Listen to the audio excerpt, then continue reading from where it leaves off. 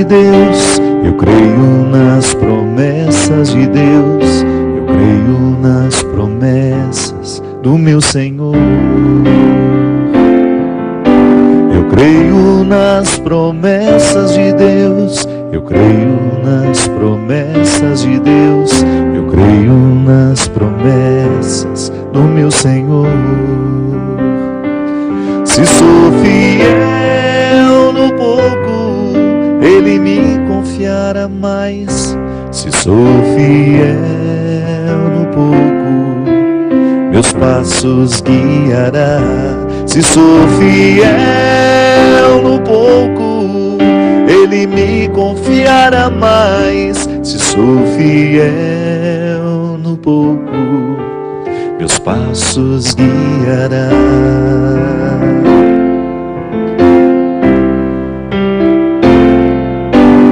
Eu creio na misericórdia de Deus, eu creio na misericórdia de Deus, eu creio na misericórdia do meu Senhor.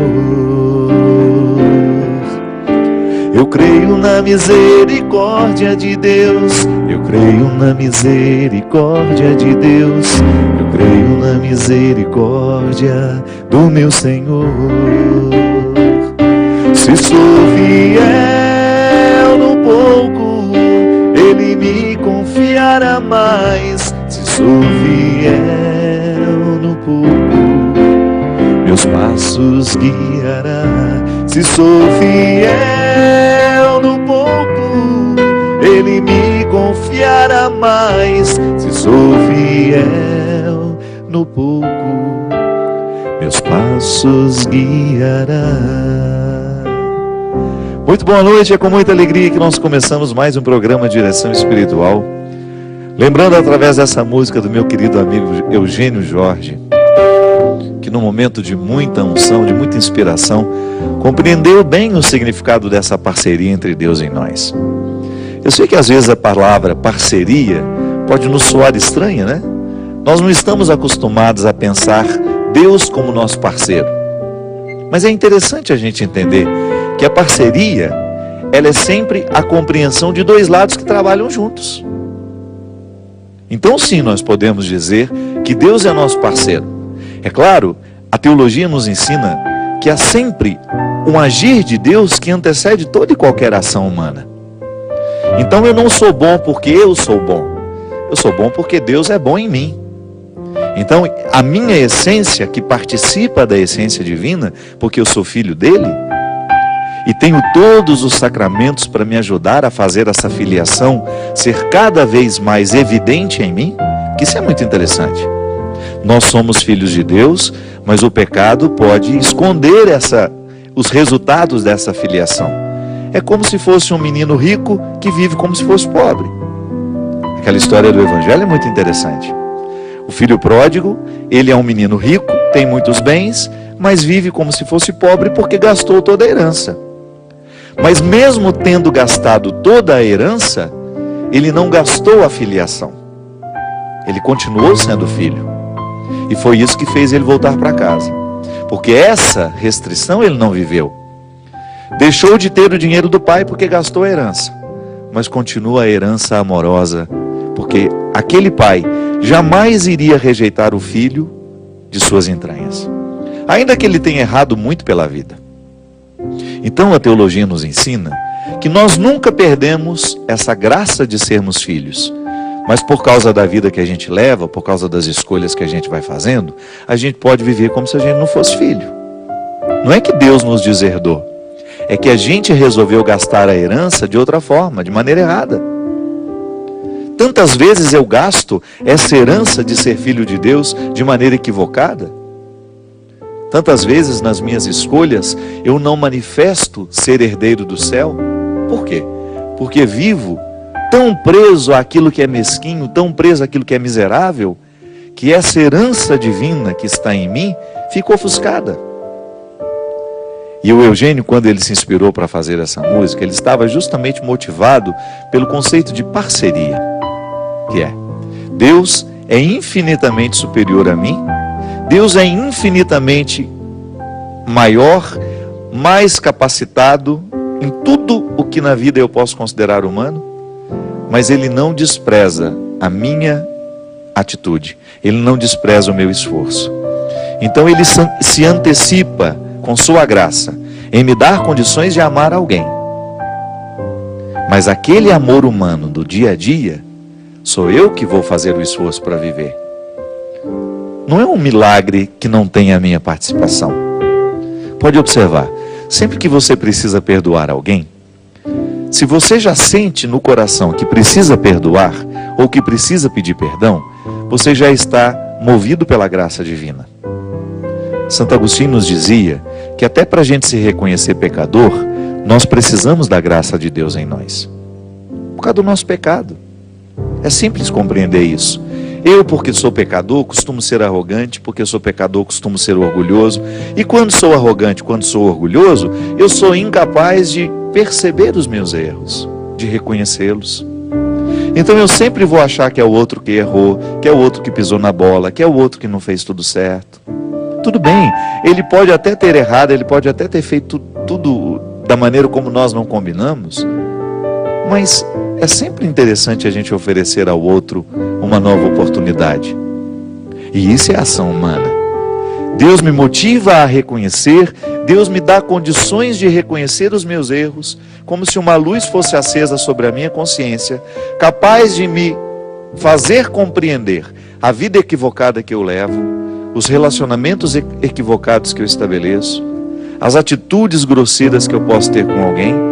Mas aí, depois de me iluminar através da sua graça e até me dar o dom do arrependimento, sou eu que tenho que ir lá andar aquela pequena distância que me separa do meu irmão, bater na porta e pedir perdão. Se alguma coisa não ficou bonita na história, é sempre uma oportunidade de bater na porta e pedir perdão. É assim que essa parceria se estabelece. Então Deus quer que a gente seja feliz, mas Ele não virá ser feliz por nós. Ele não vai mexer nas peças do quebra-cabeça da nossa vida. Ele vai apenas nos motivar a mexer nas peças. Porque senão, minha gente, Ele faria tudo por nós, e não é assim. Uma educação madura não permite que o outro faça tudo por nós. É como você educar seu filho. Aos poucos você vai criando no seu filho condições de fazer sozinho aquilo que ele antes dependia tanto de você. E às vezes a gente erra muito quando a gente não ensina o outro a fazer o que ele precisa aprender. Aí a gente fica fazendo eternamente para ele, com aquela ilusão de que nós seremos eternos na vida dele. E se um dia a gente se ausenta? Como é que o outro fica se ele não passou pelo aprendizado? Então, o amor maduro nos ensina a cuidar do outro, mas ensinar ao outro a sobrevivência. É igual ao governo.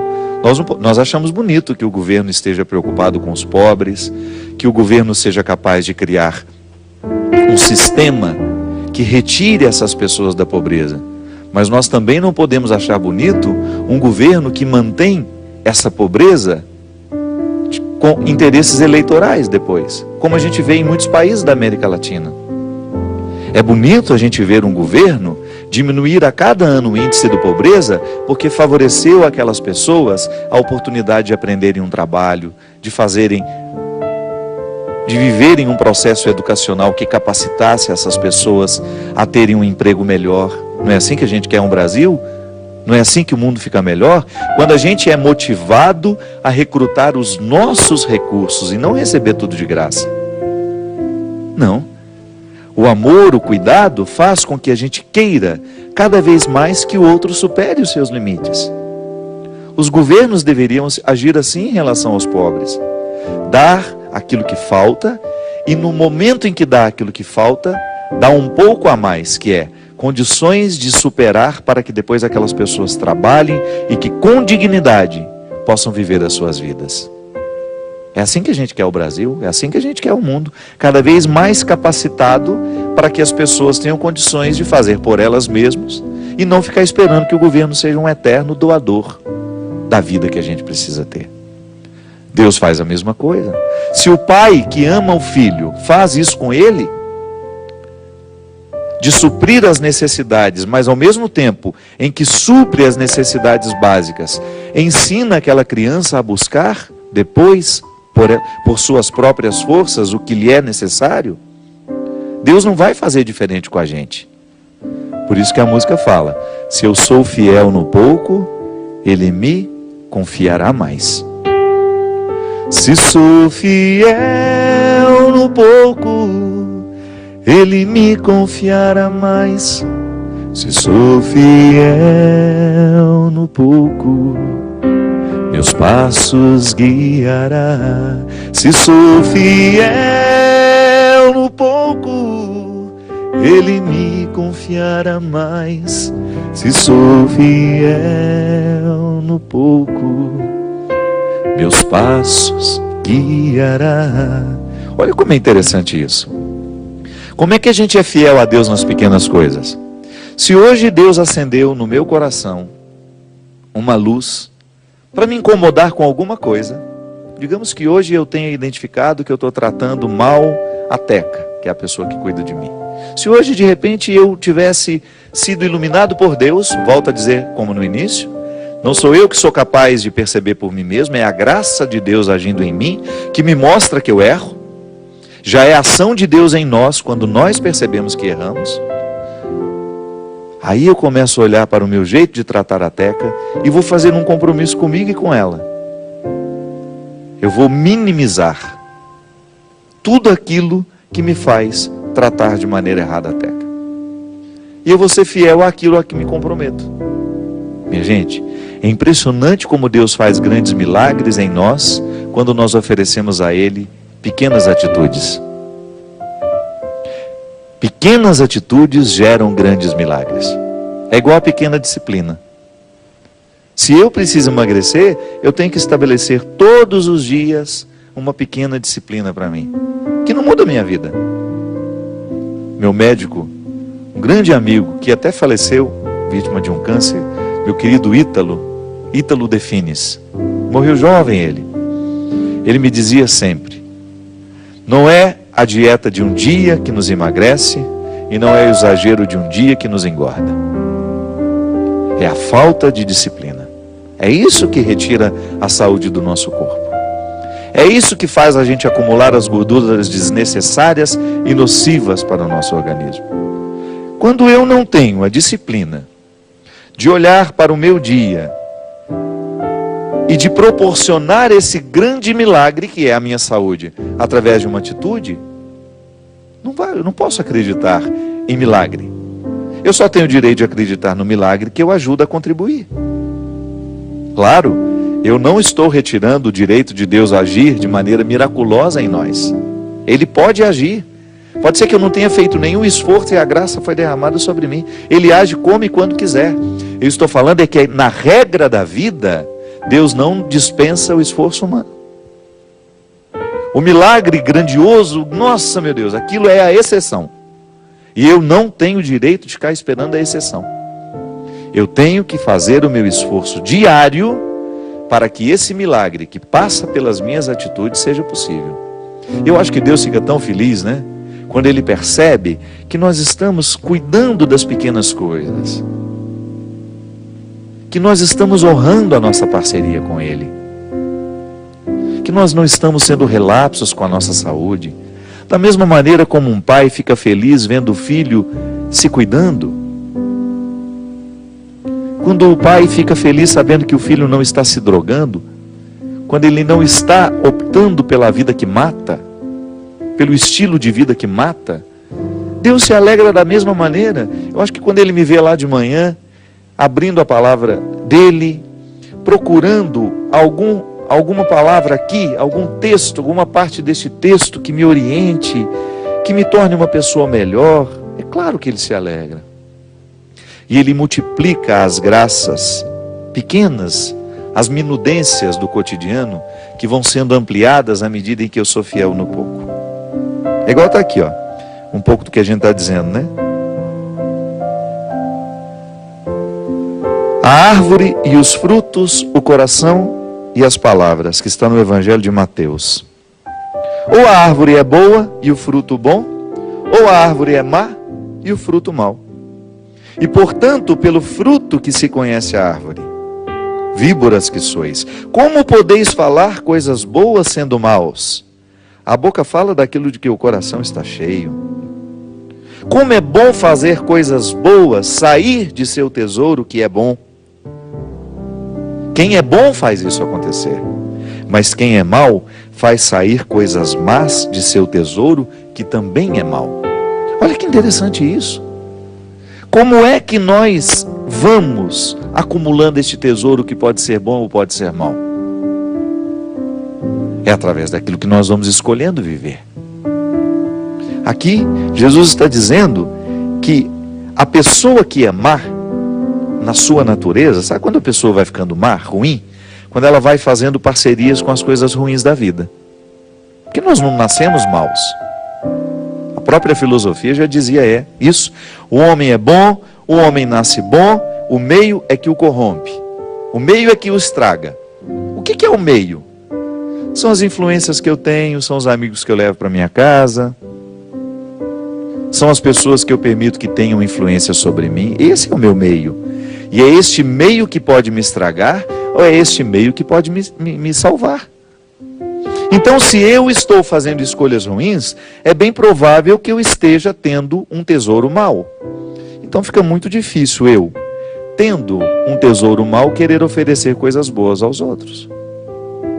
Por isso que ele disse que pelo fruto se conhece a árvore.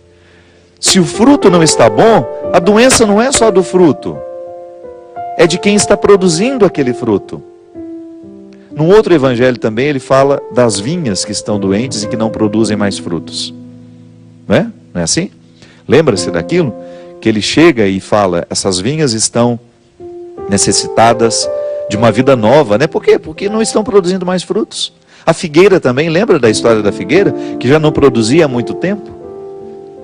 Como é que nós sabemos que uma árvore está doente? Quando você percebe que os frutos dela não estão sendo satisfatórios, não estão sendo saborosos, não é assim? Veja bem, o vinicultor é aquele agricultor responsável por administrar a saúde da vinha. Então, se as uvas estão bonitas, o vinicultor será sempre o responsável pela beleza das uvas. Por quê? É o trabalho dele.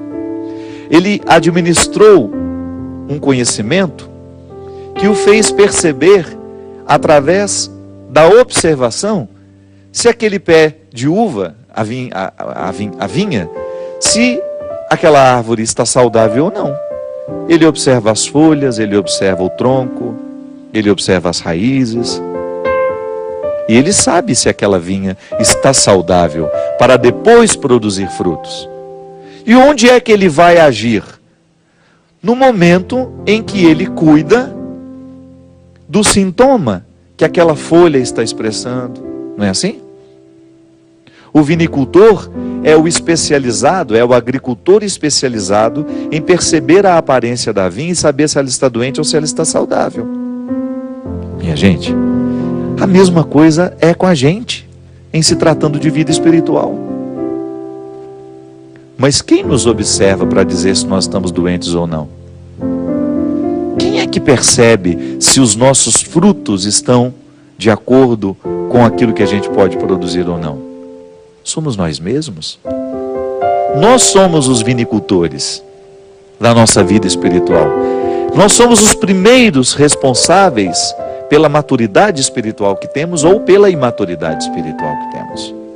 Os outros que estão ao nosso redor podem nos ajudar, mas é a honestidade diária que nos faz prestar atenção nos frutos que nós estamos produzindo, que vai nos dar condições de agir diretamente no nosso jeito de ser, para a gente modificar essa produção.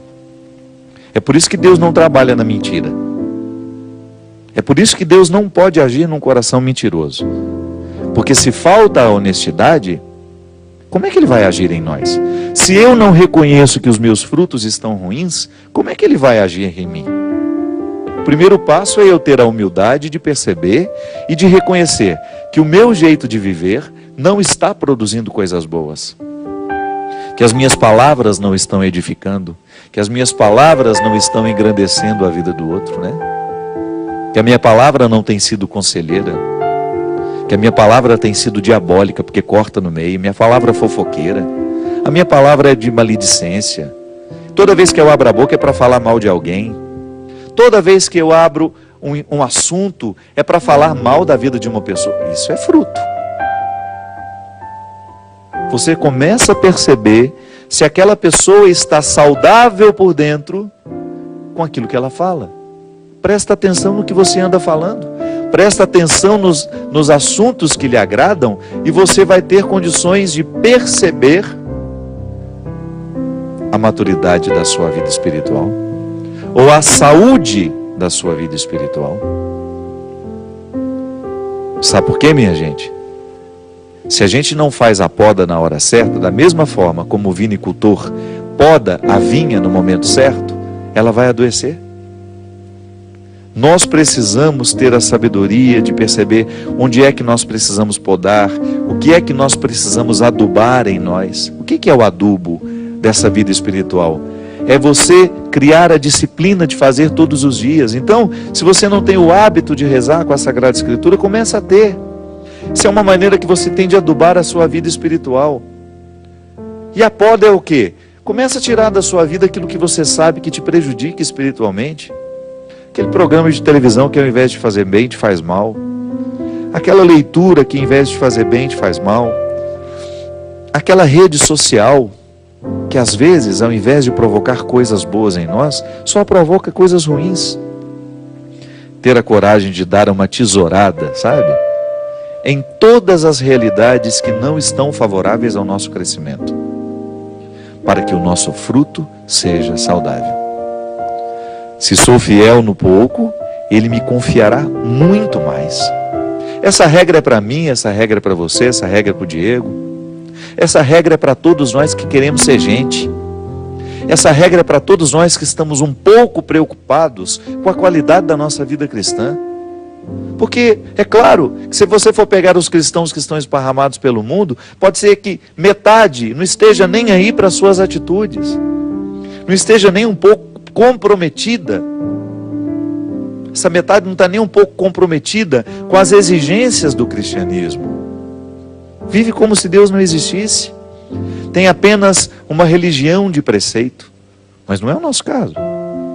Se nós queremos crescer, se nós queremos que o nosso cristianismo seja frutuoso, nós temos que ter muita honestidade na observância desses frutos.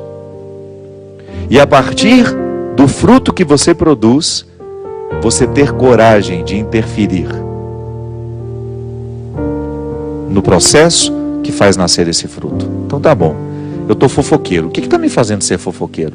É aquele grupo de amigos. Então neutraliza o poder daquele grupo sobre você. Fale menos, esteja menos. Ou quando aquele assunto começar a falar, gente, eu gostaria de mudar um pouco o meu jeito de ser e quem sabe vocês possam me ajudar. Queria falar menos. Queria falar só coisas que realmente possam engrandecer a nossa convivência. Vamos mudar um pouco os nossos assuntos. Vamos falar de coisas que nos agreguem, que nos façam bem. Ali, você está interferindo de maneira direta na produção dos seus frutos. Isso é uma responsabilidade, minha gente, que nós não podemos abrir mão. Isso é determinante para que o nosso cristianismo seja frutuoso ou não. Não podemos abrir mão da oportunidade de melhorar a produção das nossas palavras, a produção das nossas atitudes, a produção dos nossos pensamentos. Porque o tempo todo eu estou pensando, o tempo todo eu estou falando, e isso precisa ter qualidade. A gente precisa prestar atenção na qualidade do que a gente pensa. A gente precisa prestar atenção na qualidade da nossa palavra. Será que a minha palavra está engrandecendo alguém? A gente precisa prestar atenção na palavra que a gente escreve. Porque tudo isso é fruto, e tudo isso nos expõe, tudo isso é testemunho ou contra-testemunho do nosso cristianismo. Deus é o nosso parceiro nessa história. Quanto mais a gente for fiel àquilo que Ele nos oferece, muito mais Ele vai nos oferecer para que a gente continue trilhando esse bonito caminho da maturidade espiritual. Se sou fiel no pouco, Ele me confiará mais. Se sou fiel no pouco, meus passos guiará. Se sou fiel no pouco, Ele me confiará mais. Se sou fiel no pouco, meus passos guiará. Nós vamos para um rápido intervalo e a gente volta já já.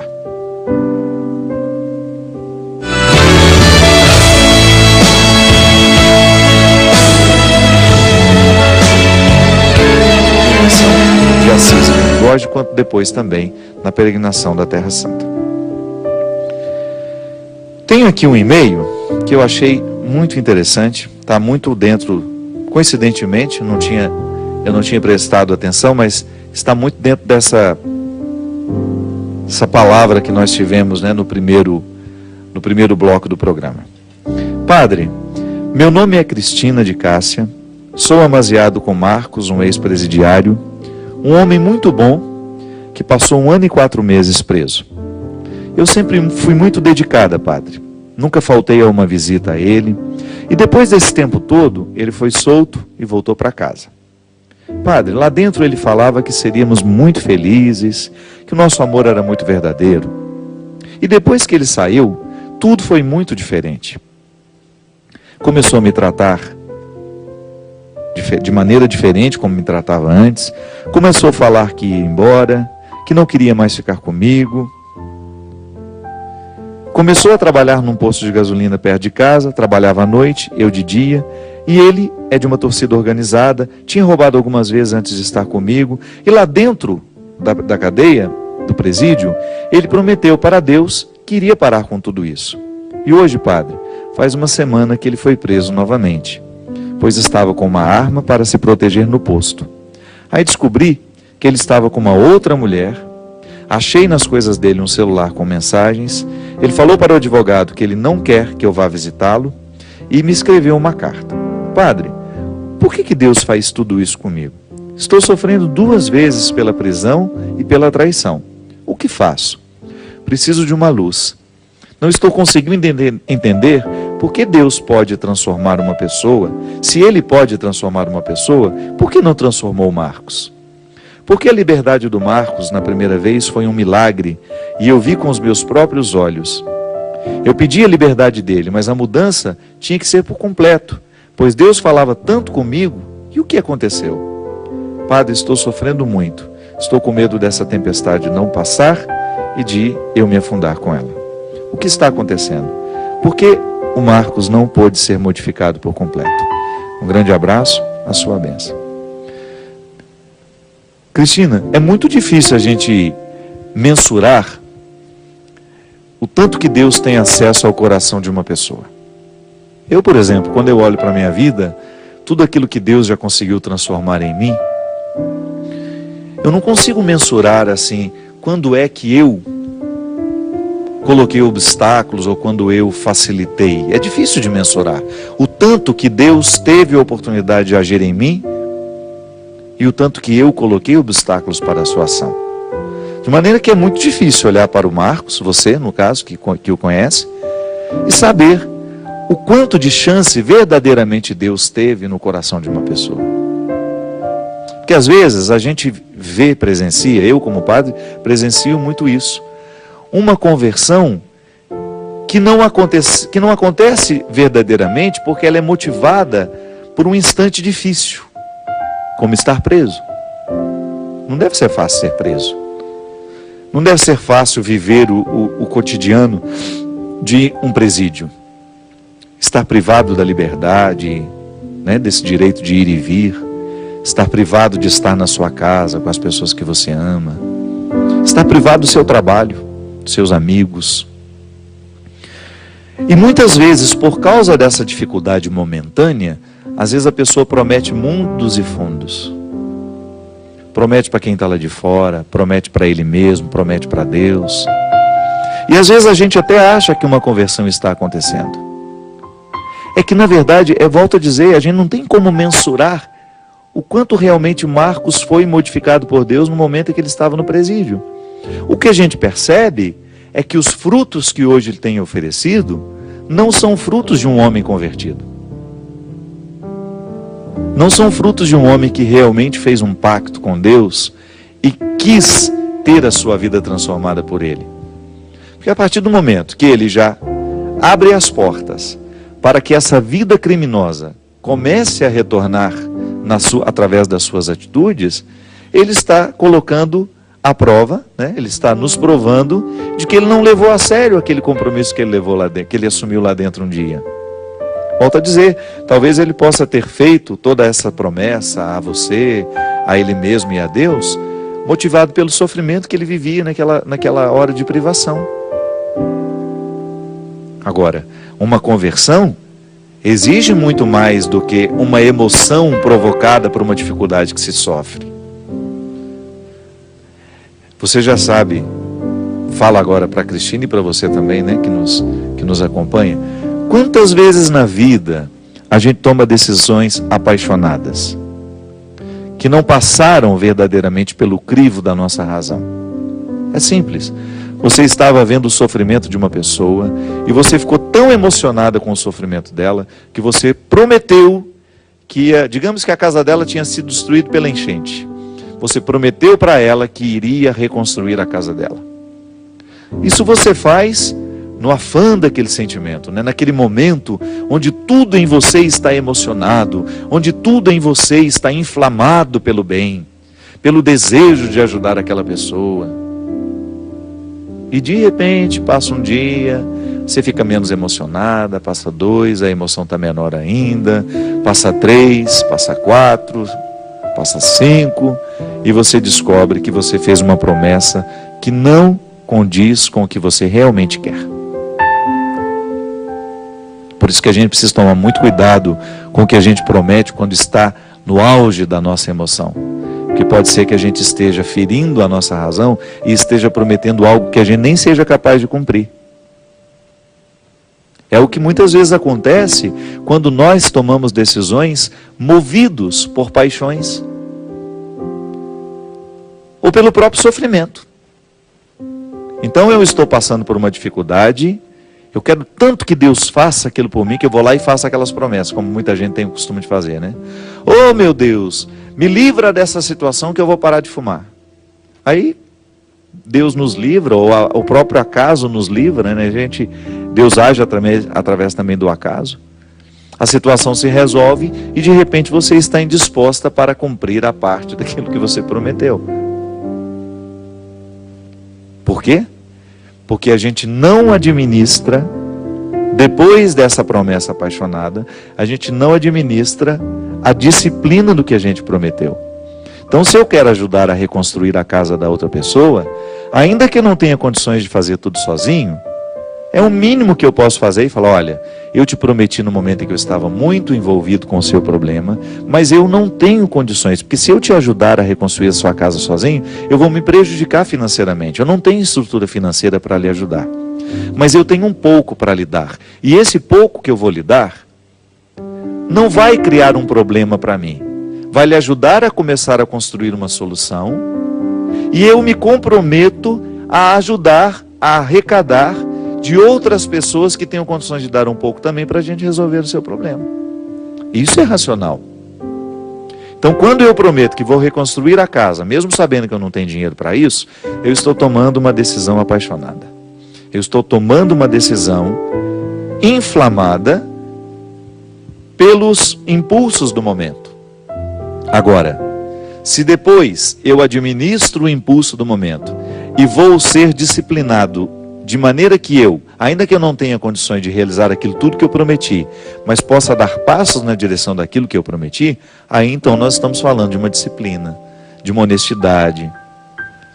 O Marcos, minha filha, ao prometer a você que ele seria assim, seria assado, lá dentro do presídio, você não pode acreditar em tudo que diz uma pessoa que está passando naquela situação. Você precisa dar a ela o direito de sair, de retomar a vida, para saber se aquilo que no instante prometido corresponde àquilo que ela realmente quer. porque o outro tem o direito de ir embora. Porque ele prometeu que ficaria, ele pode ter prometido sem realmente sentir que poderia prometer. Ele pode ter o direito de ir embora. Pode ser que ele não esteja tão... pode ser que ele não te ame tanto, ele não ama o suficiente para ele ficar. Então é muito mais sábio da sua parte administrar o seu sofrimento. Começar a pensar, olha, Deus ainda não fez essa obra na vida do Marcos, mas ele pode fazer na minha. Eu não vou permitir que essa partida dele provoque em mim esse final do seu e-mail aqui. Não é justo com você. Você está dizendo que está com medo de que essa tempestade lhe naufrague. Que isso? Você não pode desestabilizar a sua vida por causa de uma relação amorosa que não deu certo. Isso, momentaneamente, você até pode ter o direito de sofrer. Meu Deus, como me desestabilizou essa perda. Meu Deus, como me desestabilizou ver esse homem ir embora. Você tem o direito de dizer isso. Mas dizer que você vai naufragar por causa disso, aí está faltando comprometimento com a sua verdade pessoal. Ninguém é tão grande assim que tem o direito de naufragar a nossa vida. Você não tem o direito de conceder a ele esse peso todo. Não se trata, eu acho que às vezes você fica pensando, por que Deus não fez um milagre na vida do Marcos? É porque você gostaria que tudo acontecesse de acordo com a sua vontade. Não é justo isso. Não é justo você pensar ou perguntar a Deus por que ele não fez o milagre completo. As pessoas, quando não realizam a sua parte, o milagre realmente não é completo. Que Deus quer este homem livre, que Deus quer este homem liberto do crime, nós não temos dúvida. Agora, se ele não fizer a sua parte diária, de fazer um compromisso com a honestidade, com um trabalho que lhe possa ser digno, se ele não romper com todos os braços do crime que estão ligando a vida dele a essa vida criminosa, Deus não terá oportunidade de fazer nada. Volto a dizer, a graça de Deus nos antecede, mas ela pede o nosso esforço. Ela pede a minha atitude. Se o Marcos está negligenciando fazer a sua parte neste milagre, de procurar ser um homem correto, de procurar ser um homem honesto, de procurar ser um homem trabalhador, como é que Deus vai agir na vida dele, minha filha? O milagre não foi completo, não é porque Deus não quis, não. O milagre não foi completo porque o Marcos negligenciou a sua parte. E o milagre será completo no momento em que ele cair em si e perceber que a vida dele pode ser muito melhor, que ele não nasceu para ser um bandido, que Deus não nos quer atrás das grades. De maneira alguma, eu não acredito que Deus tenha projetado um ser humano para o fracasso. Deus não quer o Marcos atrás das grades, mas também não lhe quer atrás das grades dos afetos. Dá uma lidinha nesse livro aqui, ó. Quem me roubou de mim? Se você não leu, procure ler. Quem sabe ele vai lhe ajudar um pouco a identificar que se você não tiver amor próprio, dá uma focalizada no livro, isso, para ela poder saber encontrar. Em todas as livrarias do Brasil você encontra esse livro. Quem me roubou de mim? O sequestro da subjetividade, o sequestro de pessoas que passam pela nossa vida e roubam a nossa alegria, que a gente permite que seja roubada. Volte a ser dona de você, volte a se amar. Cristina, se você não estabelecer com você um pacto de liberdade interior, naufraga mesmo. Mas não é porque Deus quer que você naufrague. Então, se o Marcos não cumpriu a parte que lhe cabia no milagre, você não pode incorrer no mesmo erro. Porque se o Marcos precisava de um milagre para ser libertado dessa vida ruim que ele está levando, hoje você também precisa de um milagre para romper com as cadeias afetivas em que você está. E não é só a Cristina, não. Tanta gente hoje também vive essa cadeia dos afetos, é horrível. Tantas pessoas amarradas em sentimentos que no primeiro momento parecem amor, mas não é, posse. Não posso acreditar numa pessoa que quer ser dona da minha vida. Não posso acreditar no amor de uma pessoa que quer ser dona de mim. Ninguém tem o direito de querer ser nosso dono. Ninguém tem o direito de querer ser o meu dono, por mais que me ame. Se eu permito que alguém seja dono de mim, eu estou me traindo. Eu estou traindo o amor que Deus tem por mim. Essa é a dinâmica desse livro. O livro Quem Me Roubou de Mim foi escrito no momento em que eu administrava a situação de uma amiga que passava por um sequestro terrível dos afetos. Passava por um momento doloroso, por causa de um namoro que ela vivia, que ela tinha perdido o direito de decidir o que ela queria para a vida dela. O outro tinha um poder tão diabólico sobre ela, que semeou dentro do coração dela uma dependência que ela não conseguia arrancar sozinha. Esse livro não é uma teoria, não é uma realidade que eu vi de perto. E eu vejo toda hora. Eu já experimentei na minha carne.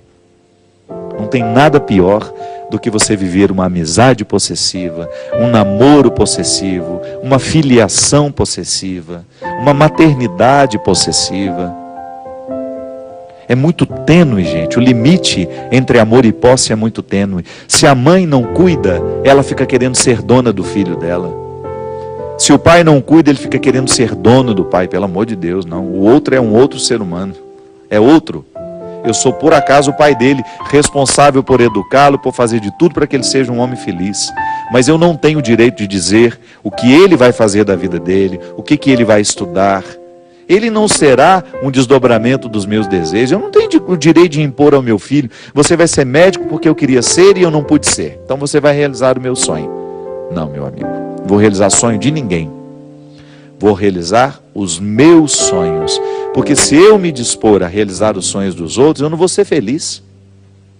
Eu não estou nem um pouco preocupado em realizar sonhos da minha mãe, do meu pai, do meu irmão, da minha tia, da minha avó, do meu papagaio, do meu balá de manga. Não estou nem um pouco preocupado em querer realizar o sonho dos outros. Se por acaso o sonho que o meu pai tem para mim coincidir com o meu, que bom. Mas sabe qual é o sonho que eu tenho que realizar? É o que Deus tem para mim. Esse eu não posso negligenciar. Eu identificar no meu coração para que eu nascer. Para quê? O que eu posso fazer da vida que realmente vai me tornar um homem feliz? Esse é o meu sonho. É o sonho que Deus quer para mim.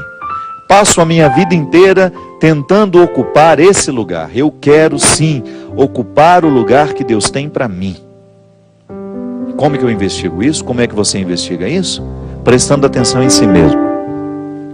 Quem não presta atenção em si mesmo não terá condições de descobrir o que Deus quer de você.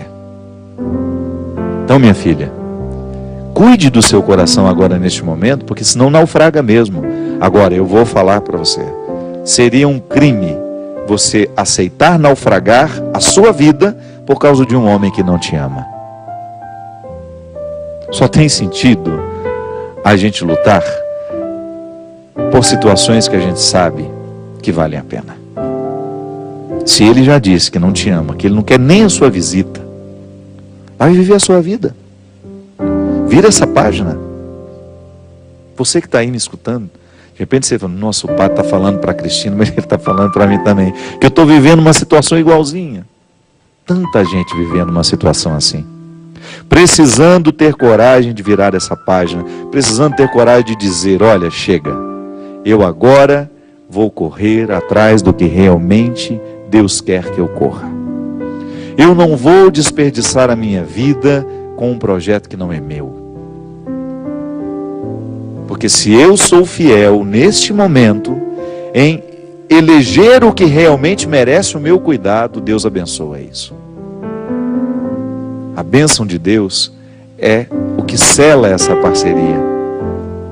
Eu faço aquilo que Ele não pode fazer por mim. E já dizia o santo: Deus só pode realizar o impossível depois que a gente fez tudo o que nos foi possível. É isso que eu desejo a você. Que Ele abençoe o seu coração, que Ele ilumine hoje a sua mente para que você tenha condições de saber o que você pode hoje fazer para que a sua vida seja melhor. Qual é a parte do milagre que lhe cabe? Qual é a página que você precisa virar? Qual é o passo que você precisa dar na direção de tudo aquilo que é bonito, que Deus preparou para você e que lhe espera? Se você for fiel a essa pequena parte de hoje, de amanhã, depois, você pode ter certeza que Deus realizará grandes obras na sua vida. Derrame sobre todos nós a bênção e a proteção do céu, no Deus Todo-Poderoso, Ele que é Pai, Filho e Espírito Santo. Amém. Até a semana que vem, se Deus quiser. Eu creio na misericórdia de Deus, eu creio na misericórdia de Deus, eu creio na misericórdia do meu Senhor. Eu creio na misericórdia de Deus, eu creio na misericórdia de Deus, eu creio na misericórdia do meu Senhor. Se sou fiel no pouco, Ele me confiará mais. Se sou fiel no pouco, meus passos guiará. Se sou fiel